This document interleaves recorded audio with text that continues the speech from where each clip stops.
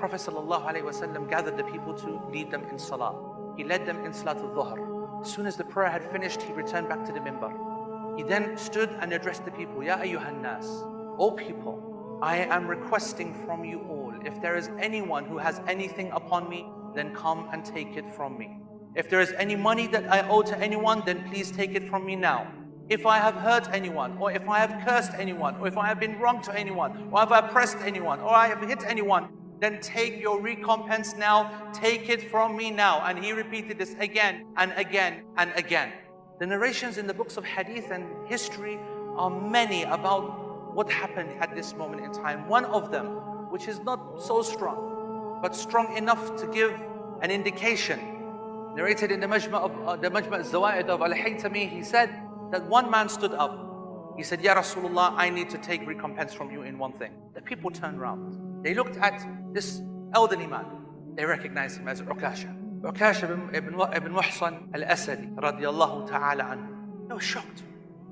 They were shocked because this is no normal small fry.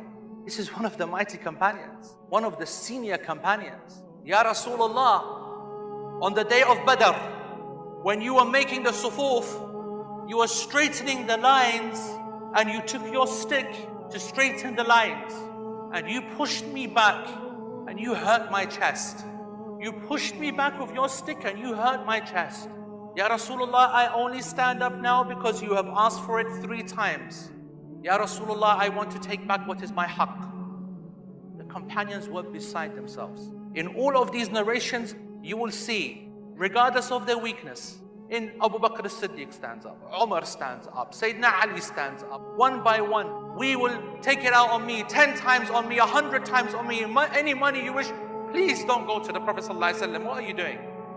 One by one, each time the Prophet ﷺ is saying, hey, to Sayyidina Ali, your position with me is well known. You don't need to prove anything to me. Hey, Hassan and Hussein, you're okay with me. I know your position. You don't need to prove anything to me. This is fine. This is what we need to do.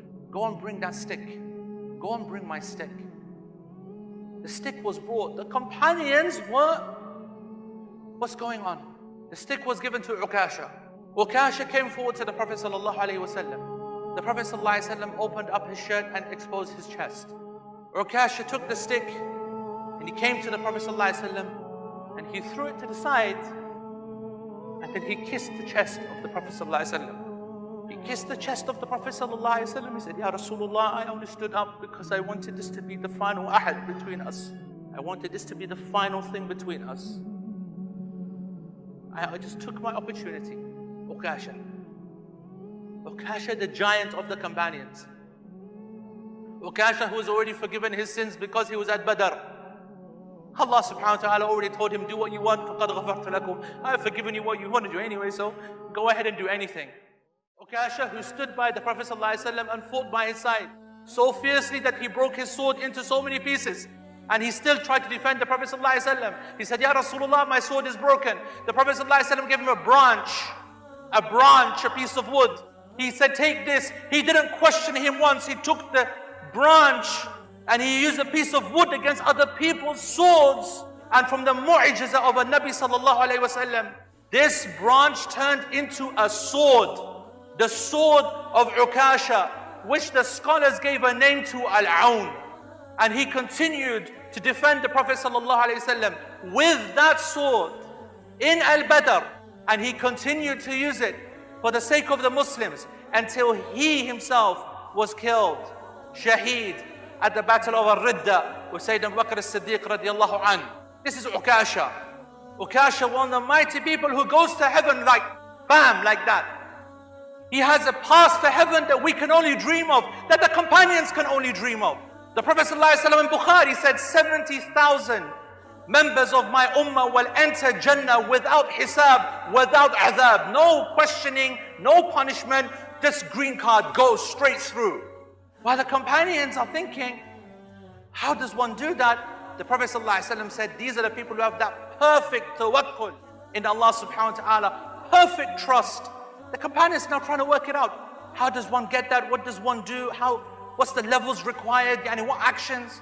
Ukasha is like, you know what, you lot think about this. Ya Rasulullah, Pray to Allah, to Allah, يَجْعَلِ مِنْهُمْ. Make this dua to Allah that He makes me from one of these 70,000. أَنْتَ مِنْهُمْ يَا عُكَاشَ. You are from them. You are from them. He's already been given it. And as I said to you, the rest of the companions can only dream. Because when another one stood up, he said, Ya Rasulullah, and me as well, huh? Sorry, Ukasha got there before you, my friend. And he has. فَقَدْ سَبَقِ Ukasha. He has got there before all of us. This is Ukasha.